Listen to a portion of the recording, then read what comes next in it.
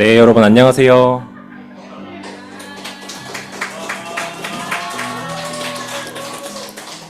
어,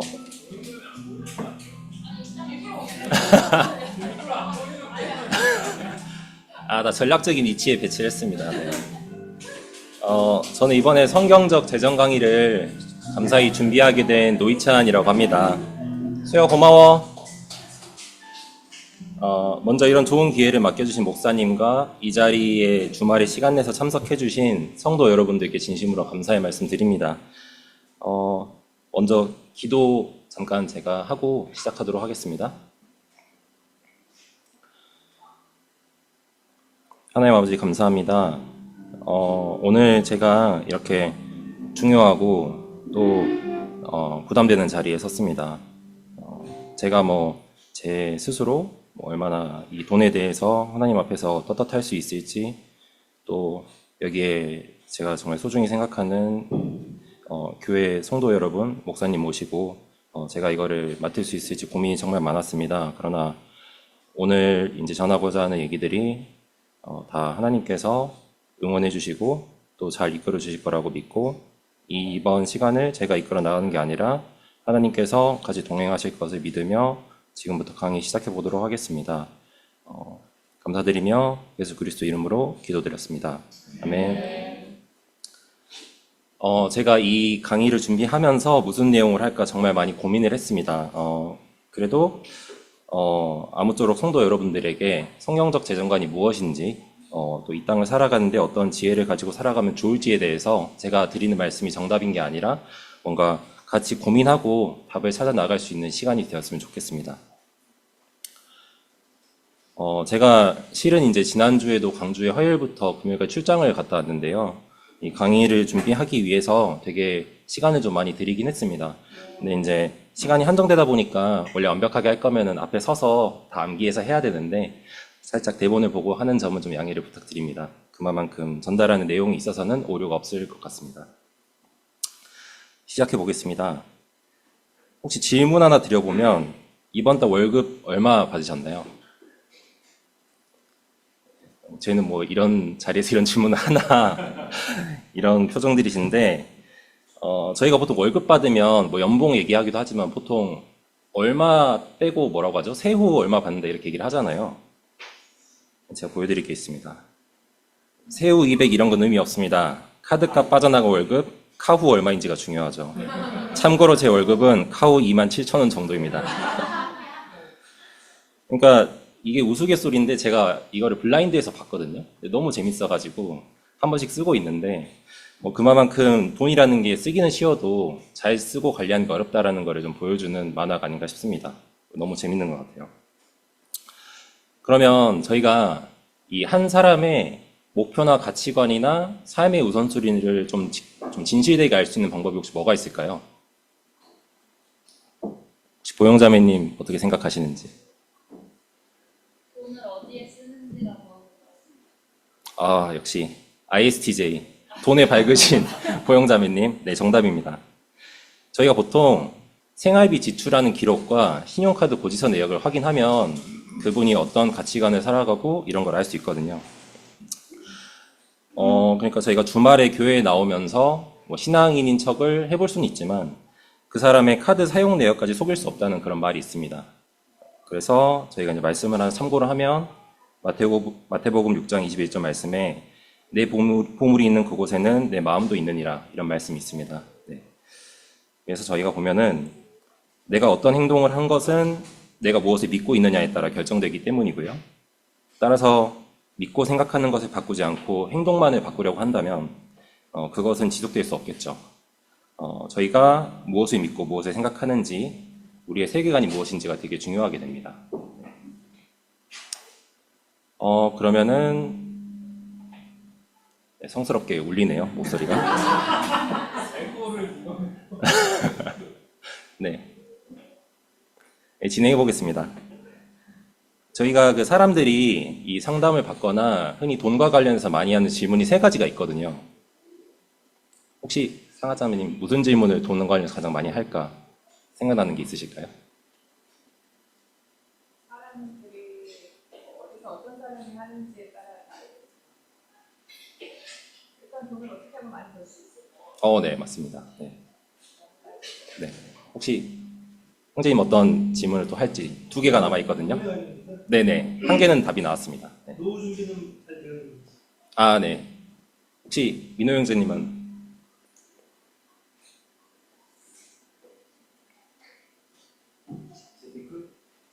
맞습니다. 네네네. 답을 공개를 하자면 이렇게 세 개입니다. 그러니까 내가 충분히 가질 수 있을까? 그래서 그렇게 이제 돈을 벌고 가진 것을 계속 유지하고 불려나갈 수 있을까? 네, 마지막으로는 얼마가 있으면 충분할까? 이 질문을 대단히 많이 한다고 합니다. 이게 뭐 특별한 질문은 아니죠. 누구나 한 번쯤 생각해 볼 법한 질문이고, 저도 이제 부용자매랑 결혼하면서 많이 고민했던 그런 질문들입니다. 네.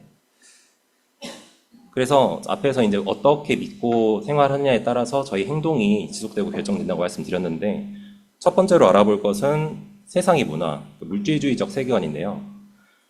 여기에서는 이제 그렇게 가르칩니다. 돈이 아주 많으면 나는 성공과 안정과 명예를 얻을 수 있다. 그러므로 성공하기 위해서는 더 많은 돈을 벌어야 한다.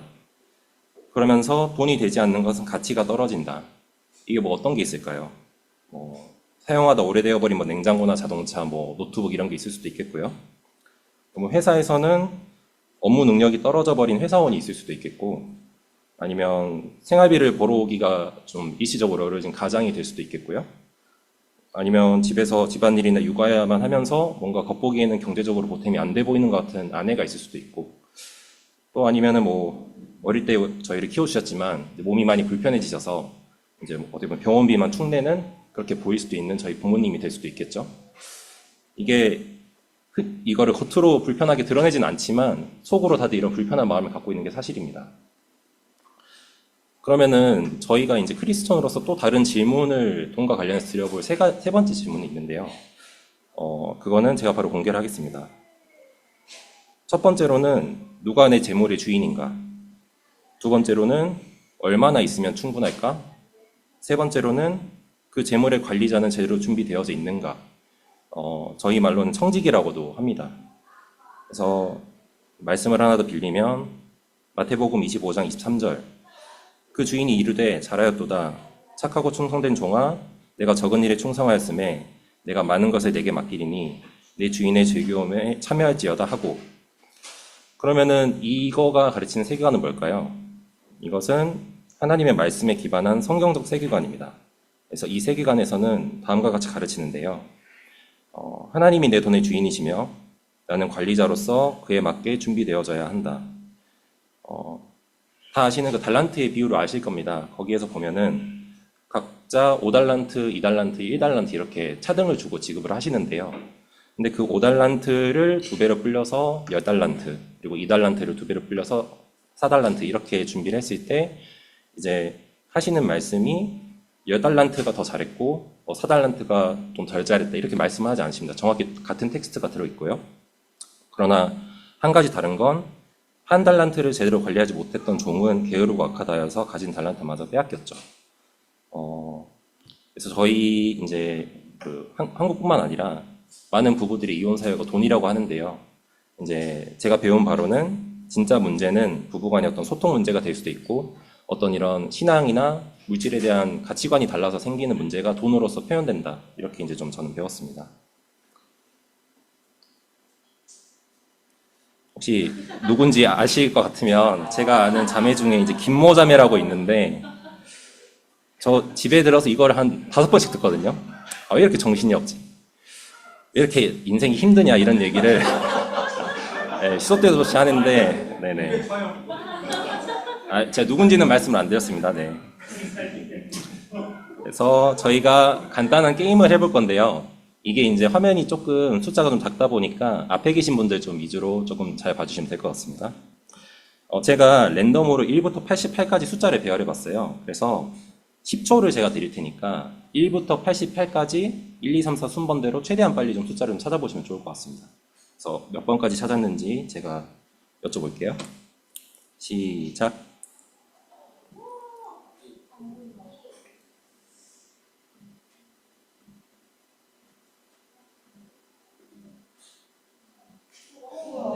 혹시 보영자매님 몇 번까지 찾으셨나요? 아, 2까지 찾으셨나요? 혹시 2보다 더 많이 찾으셨다? 4까지 찾으셨다. 5 찾으신 분? 오, 아, 8까지 찾으셨어요? 네네네. 이게 숫자가 너무 많으니까 찾기가 좀 어렵거든요. 네, 저희가 또 크리스천이니까 항상 소지해야 되는 게 뭐죠? 십자가가 있습니다. 네.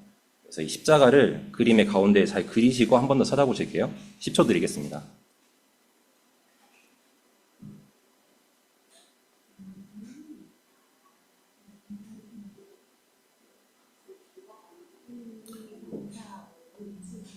어떤 규칙이 좀 보이시죠? 네. 그러니까 순서대로 숫자가 사실 되어 있는 거거든요.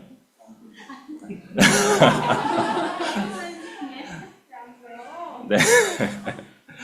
그래서 이제 이게 뭐 간단한 비유지만 매우 어떤 간단한 규칙이라도 저희가 알고 모름에 따라서 세상을 살아가는데 어떤 혼란스러운 정보들을 정리하는 데는 매우 큰 효과가 있다. 좀 이렇게 저는 사용하고 있습니다. 그래서 이제 제가 생각했을 때 제가 많이 보고 배우고 또 여러 책들을 참고했을 때 성경적인 제적 원칙은 이제 어떤 특징을 가지고 있냐. 일단 되게 오랫동안 존재해서 절대 변하지 않아야 되고요. 그리고 어떤 상황이든지 적용이 가능해야 되고 그 상황마다 매우 효과적이어야 한다. 좀 이렇게 생각을 합니다. 그래서 이제 적용 대상으로는 뭐 아미니시아 수여기처럼 되게 어린 아이들부터 이제 목사님에 이르기까지 전 연령대에 이렇게 적용이 가능하다. 이렇게 좀 생각이 되고요. 그렇게 했을 때에는 이제 열매가 맺히는 것이 자족감이랑 자신감, 그리고 안정되고 일관된 행동, 배우자와 소통이 분명할 수 있다. 네. 그래서 저도 이걸 보면서 좀 반성을 많이 했습니다. 네. 그래서 이걸 적용하면은 이렇게 될 수 있다. 그러면 제가 이제 공개를 하겠습니다. 반드시 적용 가능한 재정 원칙 5가지를 먼저 공개를 할 텐데요. 첫 번째는 소득보다 적게 소비하라.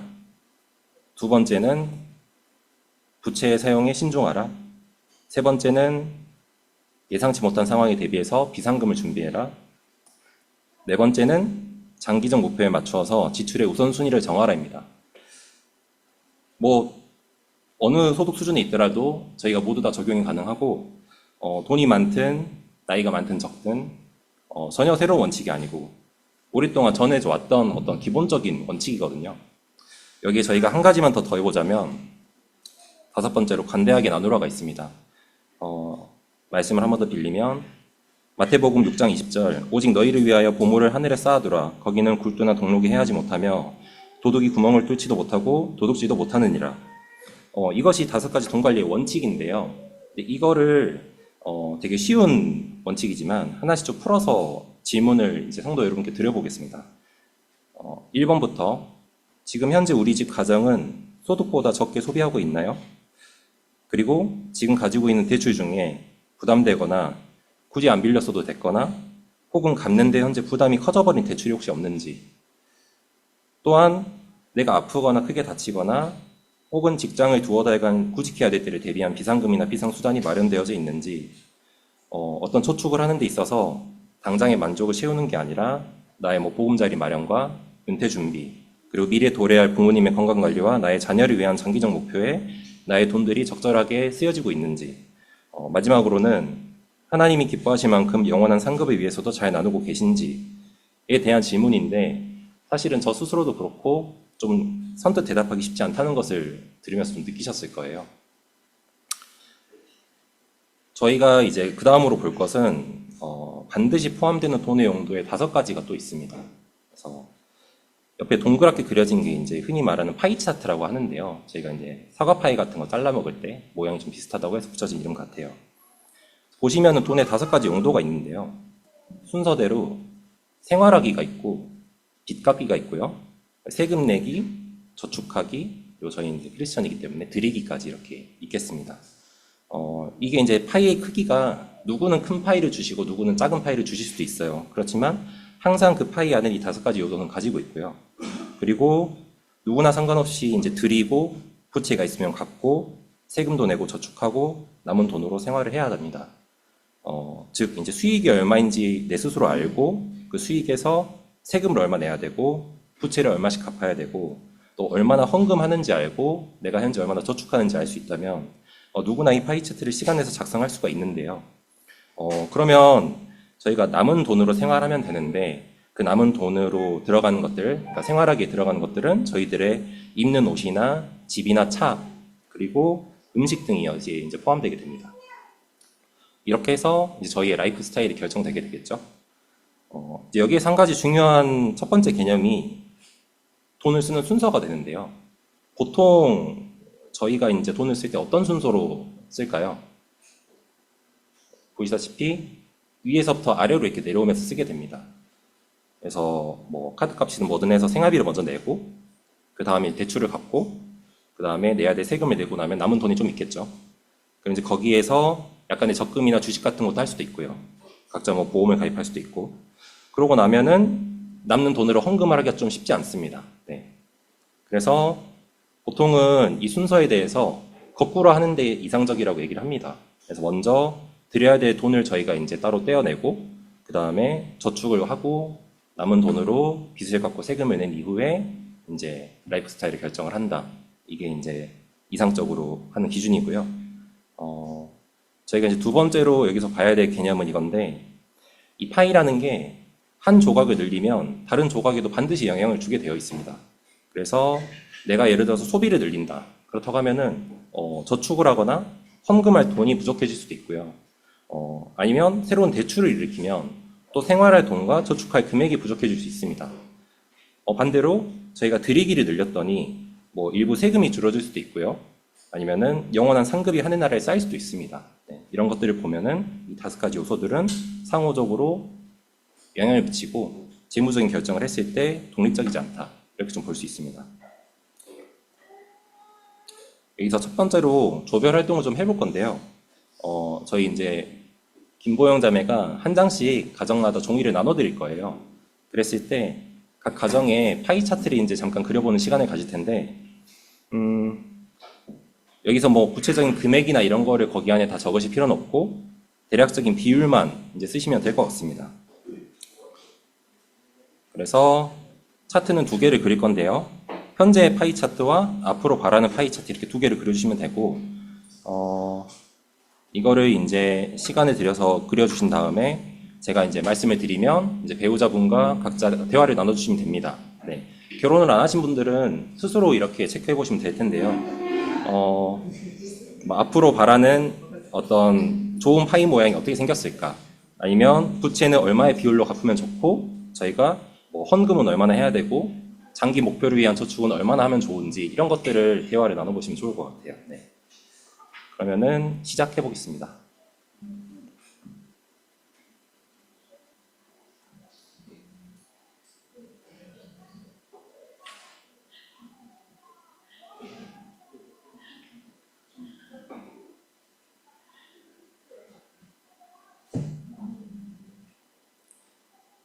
네, 저희 마무리하겠습니다.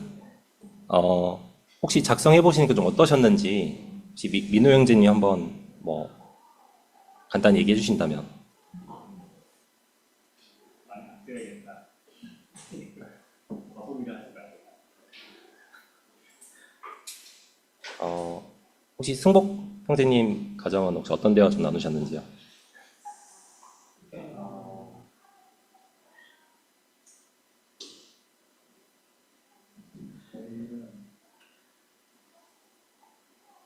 다른 생각이 아닌 기도 열심히 해야겠다. 네.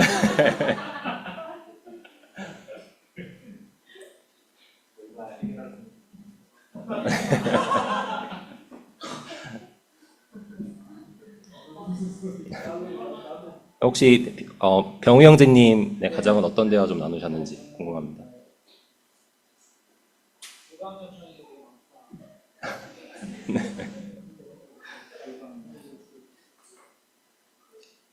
네, 저희 그러면 다음으로 넘어가겠습니다. 네. 저희가 살아가다 보면은 반드시 거쳐가게 되는 돈의 여정이 또 다섯 단계가 있는데요. 이미 그 유인물에서 보셨을 수도 있지만 좀 소개를 드리자면 각각 준임 단계, 생존 단계, 안정 단계, 자립 단계, 마지막으로 풍요 단계가 있습니다. 가운데에는 그 각 단계에서 나타나는 좀 어떤 재정적인 특징이 좀 있고, 그리고 저희가 이거를 한 번에 건너뛸 수는 없고 한 번씩 이렇게 단계를 좀 올라갈 수 있는데요. 그렇게 올라가기 위해서 어떤 행동들을 하면 좋은지가 간단하게 이제 나와 있습니다. 첫 번째로는 준임 단계가 있는데 이거 영어 원문은 사실 좀 다르거든요. 이제 스트러글인데 번역하기가 조금 그래서 뭐 고군분투 뭐 이런 걸 할 수가 없어서 저희가 이제 가장 좀 신앙심이 투철해진 단계라고 생각해서 제가 이렇게 좀 이름을 지어봤습니다. 이 단계에서는 제가 가끔가다 뵙긴 하는데 신용카드 사용이 좀 많아서 생활비의 어떤 감당이 좀 어려운 상태. 그래서 아까 저희가 첫 번째로 봤던 소득보다 지출이 큰 분들이 여기에 다 좀 해당이 되고요. 이 상태면은 일단은 기도도 당연히 열심히 하셔야겠지만 저희가 이제 그 현재 자신의 생활비 체크나 어떤 대출 중에서 금리가 좀 높은 것부터 상환하는 게 어떤지 시간 내서 한번 조정을 거치시는 게 좋습니다. 그래서 대환이 가능한다거나 아니면은 뭐 어떻게 언제까지 갚는지 좋을지 이런 게 이제 나누게 되겠죠. 두 번째로는 이제 생존 단계인데 여기에서는 월급으로 겨우겨우 딱 맞게 생활은 가능하지만 아직 저축 여력이 아주 많지 않은 그런 단계입니다. 그래서 이때는 이제 수입이 끊길 것을 대비해서 비상자금을 마련을 하고 그리고 당연히 현금 흐름이 현재 잘 되어 있는지 체크도 먼저 좀 해야 되고요. 그다음에 최소한의 어떤 장치들이 되어 있는지 이런 것들 좀 점검을 하셔야 됩니다. 세 번째로는 이제 안정 단계인데 여기에 계신 분들도 많을 거라고 생각이 돼요. 근데 이제 여기에서 이제 자녀가 있으신 분들은 한 가지 좀 제 케이스를 좀 말씀을 드리면 저희 집이 이제 한번 크게 어려워지고 나서 저희 아버지가 이제 일어나시지 못하시고 저희 어머니께서 이렇게 온갖 일을 다 하시면서 저희 이제 삼남매를 키우셨을 때 그때 나중에 제가 다 커서 들어보니까 두 가지 의견이 나뉘셨다고 했어요. 그래서 아버지는 애들을 가리키는 것도 좋지만 뭔가 이렇게 따로 떼가지고 성인 됐을 때 뭐 1,000만 원이라도 가져갈 수 있게 뭐 적금이나 아니면 뭐 그런 거를 뭐 애들 앞으로 남겨놓자고 하셨고 저희 어머니는 이제 좋은 대학이나 이런 거 들어가면은 다 원복이 될 거니까 교육비에 올인하자 좀 이렇게 이제 말씀을 하셨습니다. 그래서 이제 제가 크면서 어릴 때는 이제 그게 무조건 이제 효도니까 공부를 되게 열심히 했는데 커서 보니까 제가 뭐 이제 사회생활하면서 집에 저희 부모님한테 용돈도 저희 삼남매가 주기적으로 갖다 드려야 되고 또 여러 가지 그런 것들이 당연하다고 생각했었는데 결혼 정년기가 되다 보니까 그런 부분들이 저 스스로가 현실적으로 좀 어려움을 겪게 되더라고요. 그래서 그런 부분들을 생각을 하면서 제가 이제 고용자매랑 어제도 같이 얘기를 나눈 이유는 저희는 저희 거를 그래도 여력이 되는 먼저 준비를 좀 해서 제가 혹시 자녀를 갖게 된다고 하면은 그런 상황은 반복되지 않도록 하자 좀 이런 얘기를 나눴습니다. 제가 이 제 케이스를 왜 얘기를 했냐면 흔히 이제 장기 목표에 들어가야 될 돈들이 어떤 생활비라든지 자녀 앞으로 많이 들어가 있는 경우가 되게 많거든요. 근데 이거를 이제 자녀가 태어나기 전에 먼저 준비를 해 놓고 나서 그 다음에 자녀가 생기게 되면은 이미 그런 것들이 돈이 들어가 있기 때문에 자녀 앞으로 딱 쓸 분량이 정해지게 되는데 이미 자녀 앞으로 많이 들어간 이후에 다른 것들을 준비하려고 하면은 애매하게 다른 거를 뭐 끊을 수도 없고 뭔가 이렇게 됩니다. 그래서 이 부분을 조금 유의하실 필요가 있습니다. 그래서 재조정이 필요하고 어떤 두 부부의 연금 준비라던가 그리고 부모님의 건강 관리 그리고 자녀의 학비 마련 뭐 이런 부분들 다들 당연히 계획을 하실 텐데 이런 것들을 여러 가지 도래할 미래를 미리미리 예상을 하셔서 저축을 마련해야 되는 단계라고 생각을 하고요. 네 번째로는 자립 단계라고 제가 좀 붙였습니다. 여기에서는 이제 이런 시스템들이 어느 정도 다 구축이 돼서 내가 일을 열심히 하고 연봉이 올라가고 하면 자연스럽게 비율에 맞춰서 분배가 되는 단계라고 좀 볼 수 있고요. 그래서 뭐 대출 갚고 세금 내고 헌금하는데도 크게 문제가 없는 단계라고 좀 볼 수 있습니다. 이제 이런 상태에서 조심할 것은 주변에 어떤 뭐 대박 정보가 있다라던가 아니면 뭐 그런 여러 가지 투자 수익을 많이 낼 것 같은 그런 특히 이제 저를 포함한 남자 성도분들이 그런 거에 좀 더 예민하게 반응을 하실 텐데 그런 어떤 노이즈로부터 차단하는 게 좀 중요하고요. 그리고 여유가 있는 만큼 내 주변의 사람들, 가족이랑 친지, 이웃들을 보다 잘 챙기려고 하고 신앙심 부분도 너무 돈에 또 치우쳐지지 않게 이런 것도 살펴야 되겠습니다.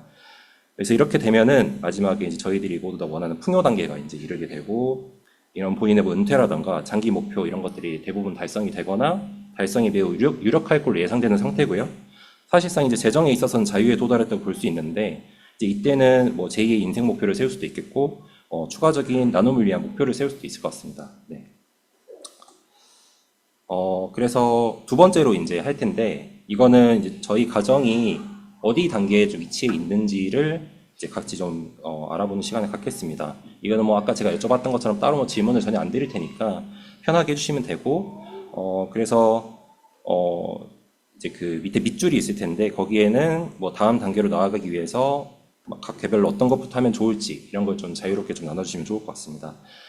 한 가지 좀 주의할 점 말씀을 드리면 세상이 워낙 혼잡하잖아요. 복잡하고 그렇기 때문에 이걸 하다 보면 이제 잘못이 마치 나한테 있는 것처럼 예를 들어서 예전에 내가 뭐 어디 뭐 하이닉스 넣었는데 마이너스 막 몇 퍼센트다 이런 거가 마치 그 당사자의 잘못인 것처럼 추궁될 수가 있는데 이제 그런 건 아니고요. 이제 저희 인생은 앞으로도 이끌어 주실 분은 이제 하나님이시기 때문에 저희가 살다 보면 그런 이제 여러 가지 허리케인들을 마주할 수밖에 없습니다. 근데 이제 그런 것들을 왔을 때 내가 실수를 했을 수도 있지만 어쨌든 하나님의 말씀 원칙을 따르려고 노력한다면은 다시 돌아올 수 있다. 좀 이렇게 이해해 주시면 될 것 같습니다.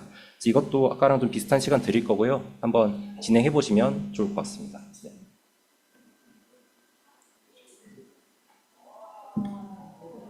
네, 얘기들 잘 나눠보셨을 거라고 생각합니다. 네.